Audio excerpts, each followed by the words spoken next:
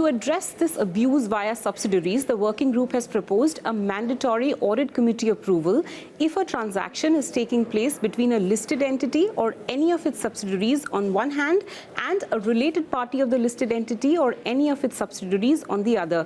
Mr. Vasani, in an earlier conversation with BloombergQuint, you had pointed out that transactions via subsidiaries are a common route to avoid RPT scrutiny.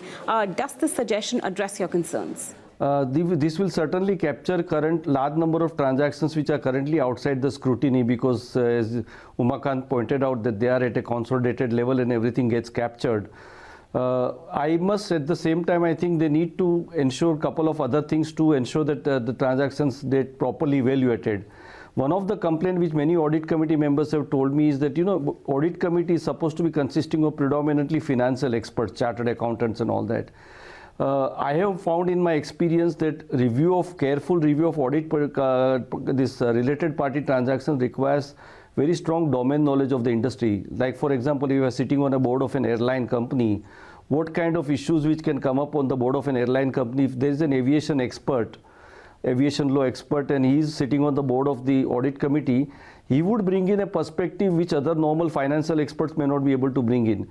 So to capture all these transactions and understand and evaluate it in a proper way, and we don't become very pedantic in approving or rejecting any transactions, we need to, I think perhaps need to amend the composition of the audit committee to mandatorily provide that at least one member of the audit committee should have a strong domain knowledge of the industry. Okay, so if I understood it correctly, Uma, let's say A is the listed entity and B is the unlisted subsidiary.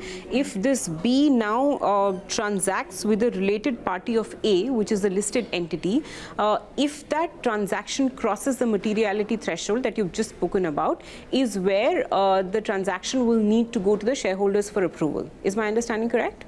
Yes, that's right.